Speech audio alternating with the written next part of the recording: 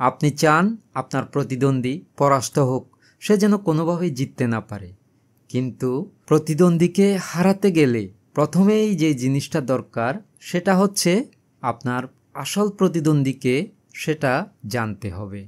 এখন আপনার আসল প্রতিদ্বন্দ্বীকে, ক্লাসের সেই বন্ধুটা যে সবসময় প্রথম হয়, কিংবা চাকরির ইন্টারভিউতে যে মানুষটা সিলেক্ট হয়েছে, অথবা আপনার চাকরিতে সেই কলিগটা যে আপনার চেয়ে দ্রুত পদোন্নতি লাভ করছে, তাদেরকেই আপনি প্রতিদ্বন্দ্বী ভাবছেন। আসলে বাইরের মানুষ নয়, আপনার আসল প্রতিদ্বন্দ্বী গতকালকের আপনি। কারণ বাইরের মানুষেরা আপনাকে নিয়ন্ত্রণ করতে পারে না। আপনার মধ্যে যে অলসতা, ভয়, আত্মবিশ্বাসহীনতা আছে, সেগুলোর সৃষ্টি হচ্ছে আপনার ভেতরের আমি। সেই ভেতরের আমিকে পরাজিত করতে পারলেই তবেই আপনি জিতে যাবেন। এখন প্রতিদিন নিজের সাথে লড়াইয়ে কিভাবে জিতে যাবেন? প্রথম, ভুল থেকে পালিয়ে নয়, শিখে এগিয়ে যেতে হয়। হেরে যাওয়া কোনো প্রবলেম না, প্রবলেম হচ্ছে হাল ছেড়ে দেয়া।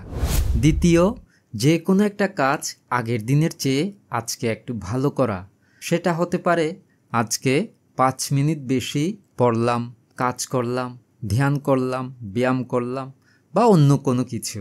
তৃতীয়, নিজের অগ্রগতি প্রতিদিন ট্র্যাক করা। কোনো একটা খাতায় লিখে রাখুন, আজকে আমি কি করলাম, কতটুকু এগিয়ে গেলাম। চতুর্থ, অন্যের সাথে নয়, নিজের সাথে তুলনা করুন। সোশ্যাল মিডিয়ায় যাদেরকে দেখেন তারা বাস্তব না, বাস্তব হচ্ছে আপনি। আপনি গতকালকের আপনার চেয়ে কতটা এগিয়ে গিয়েছেন, সেটাই হচ্ছে আসল বাস্তবতা। পঞ্চম, প্রতিদিন নিজেকে চ্যালেঞ্জ দিন। নিজের মনের মধ্যে এমন একটা মাইন্ডসেট তৈরি করুন, গতকালকের আমিকে আজকের আমি অবশ্যই ছাড়িয়ে যাব। এভাবে প্রতিদিন যদি ভালোর দিকে নিজেকে নিজে হারাতে পারেন, তাহলে একসময় দেখবেন আপনি অনেক দূর এগিয়ে গিয়েছেন। তখন বাইরের কেউ আপনাকে হারালো কি হারালো না, তাতে আপনার কিচ্ছু এসে যাবে না। কারণ আপনি জানেন আপনি আগের চেয়ে অনেক অনেক ভালো অবস্থানে আছেন।